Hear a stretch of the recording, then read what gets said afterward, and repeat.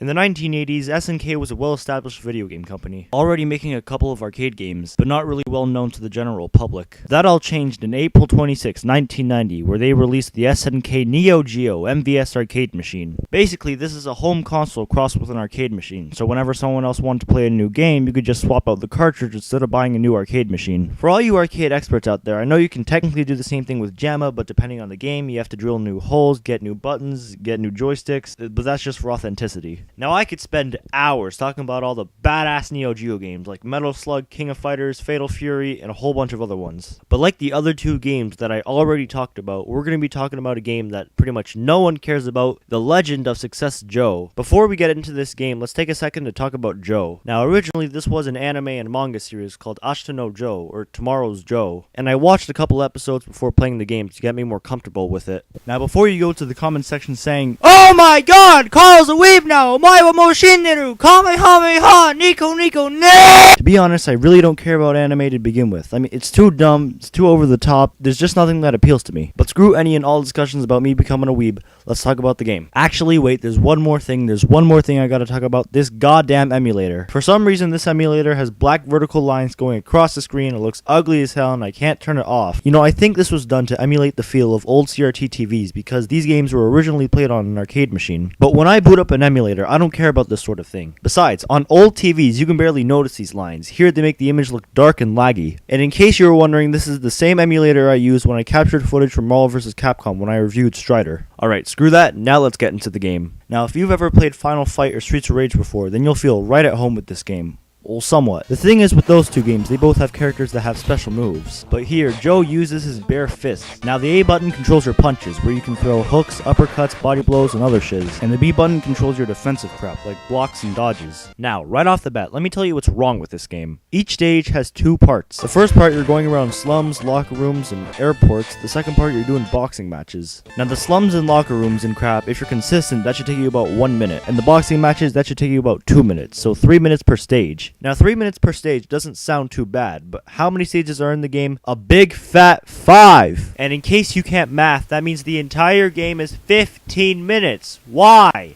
Why? That's shorter than Twinbee, and that game was flippin' Twinbee. And you may say it's short because it's an arcade game, but hell no. Look at Metal Slug. That game should last you around 4 hours, and besides, that had replayability. But hang on, let's take a look at this for a second. You have an anime series that has 79 episodes, and a sequel series that has another 44 episodes, and both of those came out before this big red sexy monster was even a thing. So with hours and hours of content under your belt, how do you make a game that's only 15 freaking minutes long? Wait, no, I think I figured it out. It's one of those games. You all know what I'm talking about, right? The original Castlevania trilogy, Ghosts and Goblins, Echo the Dolphin, maybe. Games that realistically you could beat during the course of a weekend, but were made hard as hell to make it look like they go on for months. And you want to know why I say that? You know what? Let's go through the whole 5 stages right now. First up, let's start with the first part of stage 1. Okay, to be honest, this stage isn't too bad. There's only like 5 guys. The first 4 guys aren't too much of a problem, but the 5th guy is a problem. He will block like 88% of your punches, but also he hits like a truck that's fueled by crack. The best strategy here is to walk up and down up against him and hit whenever you think it's a good time to hit. It's effective, but it looks stupid as hell. I don't know if you guys ever seen a real boxing match. That wasn't Rocky, because that's cheating. But in real boxing matches, they're moving around the whole ring while dodging and throwing a whole crap ton of punches. I don't think anyone's ever seen a boxing match that looks like this. You know what? I changed my mind. This will look pretty badass. Think about it. If the next Mayweather-McGregor fight played out like this, Schwab, top 10 anime battles. Now we get to the boss of this stage. Some guy named Shohei Ingaki.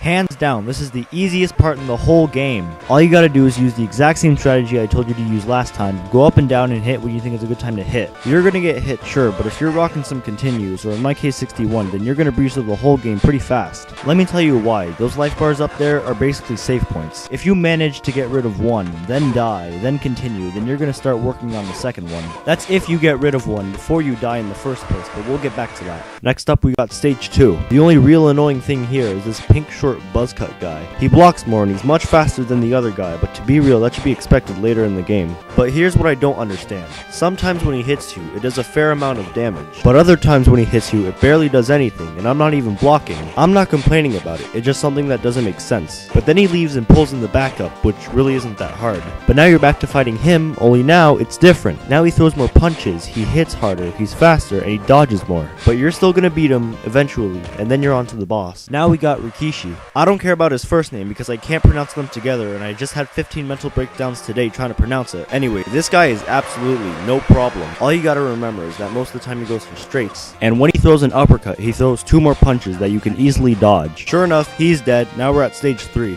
Jesus Christ, stage 3. There are only 2 things you gotta look out for in this stage: the guy with the red pants and the guy with the fedora. The guy with the red pants has 2 problems. For one, he's always blocking and he's always out of your reach, so whenever you try to punch him, it won't do anything. But when you do manage to get close to him when he's not blocking and try to punch him, he's gonna say lol, no, rar, xd, and punch you first. And it's gonna keep going on like this until you manage to knock him out and the other guy. But later on, that still leads us with Mr. Fedora. This guy loves going down and giving you uppercuts and kicks until you bleed, and he spams that crap. He spams! And since this guy won't stop his top tier playing strategy of button mashing over and over and over again, then you're gonna keep dying over and over and over again until you commit suicide. But if you do manage to not have suicide thoughts before killing this guy, then finally, next boss. Next up, we got Tiger Ozaki, who is ugly as hell because his face is made out of Play-Doh. There's only one thing that you gotta look out for that he does that always throws me off guard. He likes to get down and block for a bit, and then out of nowhere he punches, and that punch really hurts. But eventually you'll get him, he'll die, and then you're on to stage 4. Or as I like to call it, no god please no, oh god no,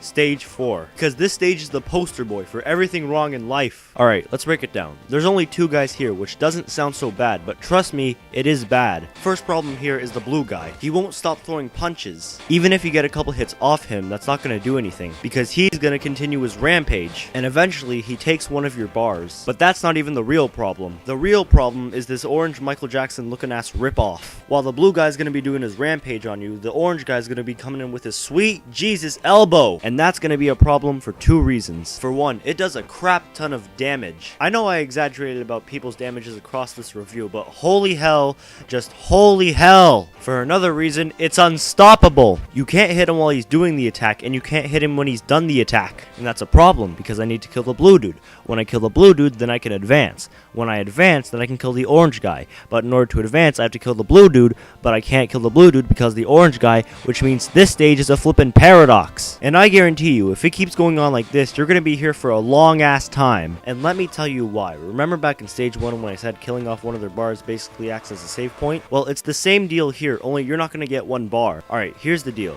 First you have to kill the blue dude, and then when you kill him, you can kill the orange guy, and then you're done with the stage. But 99% of the time, he's gonna kill you first, which starts the sweet Jesus elbow, which starts the whole paradox. What you have to do is pray 72 times before playing the level, and then hope that you actually beat the level. That's as deep into detail as I can get with this stage, because honestly, it took me a good half hour before I actually beat it, and then yeah, okay, to be real, I honestly don't care because we're almost done with this game. Next up, we got Kin Rui, or however the hell you say that, I don't care. He's pretty easy, he's pretty hard, sometimes he can combo you to death, he's dead, final stage. Stage 5 isn't as bad, but it's still a pretty close second. There's only 3 guys in this stage. The first 2 aren't so much of a problem, but the third guy, what the hell? This guy loves to jump around like a hyperactive child who's just been given 16 pounds. Oh wait. Somehow he kicks while he's in the air, and sometimes when he lands, he kicks right afterwards. Also, he has the— What?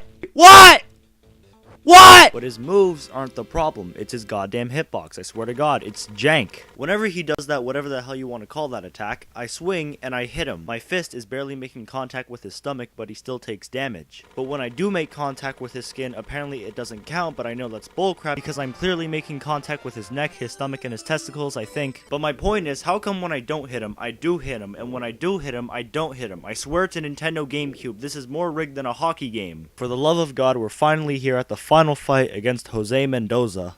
Okay, quick update here real quick. Well, it's not really an update, I'm just finding out this information right now, but for some reason, all my footage of Jose Mendoza has been corrupted, like the fight. Or not corrupted, it's just, for some reason, whenever I put it into my editing system crashes. I don't know why. I tried it about 15 times already.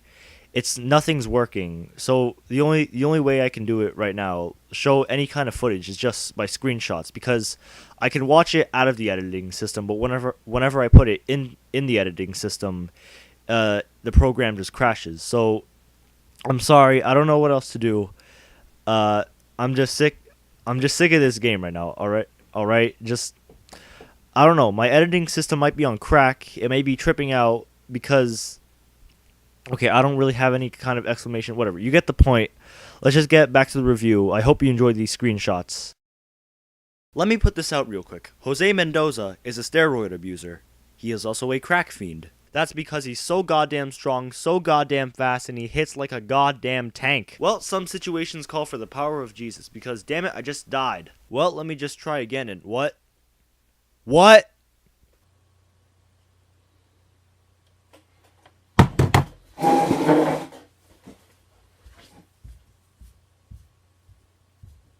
I want perfect legal documented answers because I had 82 credits, I had unlimited continues, I had the power of Jesus Christ himself, and I still couldn't continue. All I want to know is why couldn't I continue, because every other stage let me do that, so why can't I do it here? Screw it, I'm not doing that again, review's over, I quit. To be honest, this game is just bad. It's too damn hard, it's too damn short, and it doesn't appeal to anyone. If retro fans wanted to play a good beat 'em up, then they wouldn't play this game because they've already played Streets of Rage and Final Fight, and modern fans wouldn't care about this game because they've already played Fortnite, and you know how that goes because no one will shut the hell up about their brand new virginity protection system. And if you were just looking for something to play in general, well, if you've already played everything on the current generation consoles, PC, the last generation, or even the gen before that, all the retro consoles, the handhelds, the mobile games, or even flash games, literally, your only other option was to play on your dad's Neo Geo MVS, but you've already played Metal Slug, Fatal Fury, and King of Fighters, and all the other badass Neo Geo games, then that's when you should play this game. And we all know the chances of all that happening are pretty slim. Anyway, like and subscribe if you want more of this shiz. With that said, see you next time.